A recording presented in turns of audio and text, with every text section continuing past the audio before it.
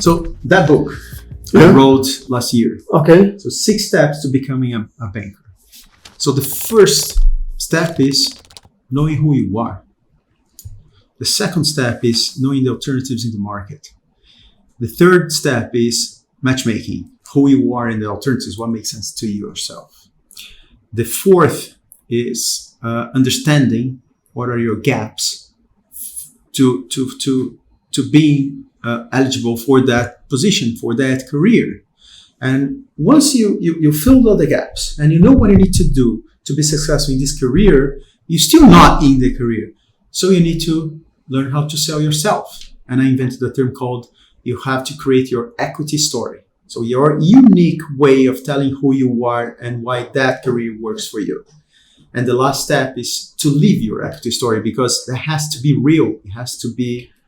I tell you a funny story about this, because I think there's also a danger to that approach. Okay. And I'll tell you why. I remember 5-6 years ago, I told you I went to Cambridge, and they have the Judge Business School. And okay, they saw MD, Credit Suisse, so the woman who does, placements for they have now for a few years now, they call it the Master in Finance, I mean, it cannot get more prestigious than coming with a Master of Finance from Cambridge University. It's not because they have a long history of it as a business school, but it's one of these brand names globally. And I'm not saying it because I went there, but it's one of the brand names like Coca-Cola and Mercedes-Benz in the world. Oh, it is. Let's face it. So she came to me and said, well, and we help us, try to help our students placement and she had a booklet, of about whatever, the current class of the MFins, I would not have hired a single one of them. And I'll tell you why. Because it's all, there's nothing, it's all, it's all kind of, there was nothing that grabbed me. I tell you one thing, they're probably, not probably, they are all academically smarter than I am. They can, they're incredibly smart people. But I find them inherently boring. Because I think the danger, and sorry for challenging that, the danger with this approach is you still have to be yourself, because otherwise you're just, yes, you might find a job, but is that the path to really to finding your way? I agree. And kind of this, and when I looked at all these CVs, they were impeccable, impeccable. I mean, I said to the woman, you might never want to speak to me again, and I respect that, but I wouldn't hire a single. I never heard from her again. But because it's like, so yes, you need to have certain formal requirements, but also, be yourself. I honestly think if you, the danger, and I'm not saying you're proposing this, but I think the missing part of that, if I may say so, or maybe that's what you implied by this equity part, that might be the most important thing. Who are you? Because it comes back to what we said earlier. We deal with people. We're not dealing with a CV, with the qualifications. Okay, you had a 3.9 GPA, great. You were the top of the class, great. Oh, you learned singing, with an opera instructor when you were 14, fantastic. Oh, I mean, I almost wanted to ask these people, when did you first get laid?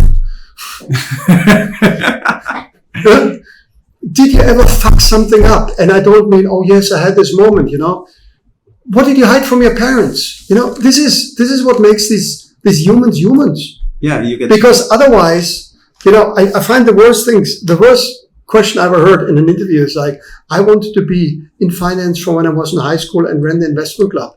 For fuck's sake, if you're 12 years old and want to run an investment club, that's not good. From my point of view, I know others might think, and again, I'm not conventional, but I think, I totally agree with you, and I say that in the book, and I say that in the class, and you mentioned this through our conversation. In order to be good at something, you need to like what you do. Yeah, and hopefully you're good at something that has value for the society. Otherwise, you won't make money. So it doesn't matter. You're doing something that you're very good, that nobody's willing to pay for it. It's arguably how much good for society banking does, but it needs to be good for some organization to consider it profitable. What I mean is good for someone willing to pay you for that, right? That's very different from being good for society. Okay. No. Yeah. Not to be too philosophical, but there's a big difference between being good for society and being good for a corporation. Okay, I agree with you 100%. That's a little bit of language barrier going on here. But then I reinforce that, and I truly believe that making money is a consequence of success, and a success is a consequence of you working with quality, commitment, excelling at what you do. So I have a saying in the wall. I don't know if you have noticed. I say, excellence precedes success. And I don't say, but it's implied, success precedes money, compensation. Yeah. And I never forget, I read many years ago, the founder of the Shangri-La hotel chain in Asia. Yeah. I don't know where I read this quote and whatever, but essentially, and it kind of resonates, I say, when you start your career, don't think about, where to make the money. Think about what you're good at, and the money will follow. Exactly. Yeah. It's not that money precedes, the money will follow, because if you're good, and by the way, there are also other ways of defining success than just maximizing money, and some people, we're also making the implicit assumption making lots of money is the path to happiness. There's some other people, who can live with much less and maybe are much happier than a lot of bankers. Exactly. That's not difficult. So that's why I also come back to this, the mentorship. Yeah. It starts before even thinking about how do I get good in finance. It's like, well, what am I good at? What do I want to do? How do I thrive? The money will follow. Yeah. And the other thing I tell people is, when they're too committed to making money and they say, well, I want to be a banker. I said, there's no logic into that. If you want to make money, you have to be good at something. Yeah. And then you can make a lot of money. There's singers that make a lot of money. There's soccer players that make a lot of money. And what do they have in common? They are really good. They're in the top 5% of their class. So it's not everybody that wants to work in investment banking make money. It's just the ones that are somehow good at it. Well, even though I have worked with a lot of people. Well, and there's also, it's also, there comes an inflection point where making more money, what matters to you? Yeah. It's like, I remember one clown, that I know well, he once made a big quote, from his father. He said, always make time to play, Maybe for you, playtime is more important than whatever, making yet another 50% more bonus. And that's okay too. Yeah.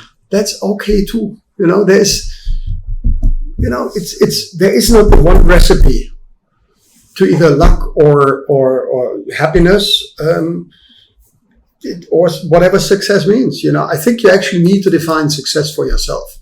I like that. Yeah, you need to define success for yourself. And there are many aspects to it. Don't get me wrong. It's good to have money. I'm not sitting here, money doesn't matter. It's like bullshit. Yeah, but you have to calibrate that. But it's not, you have to calibrate it.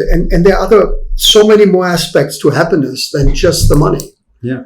And again, I'm not belittling. I mean, I can say that here, just spent 10 days in Brazil, vacation with my family. It's easy. I'm saying it, from a position of privilege. I know that. Uh-huh. But I think for everybody, as you teach, your students, think about how would you want to define success for you? And by the way, that can be a very different definition when you're like 19 than when you're 35 or when you're like 59. Absolutely. Yeah. Yeah. There's a cultural context to it. There's so many. I think we very easily get caught, and particularly also, that's why I'm a bit cynical about kind of business schools. They seem to be having a definition of what a successful career is. There's so many more aspects to it. In emerging markets, it is even more critical that we have so few women and Black people in the financial markets. So that's why we created You in Banking.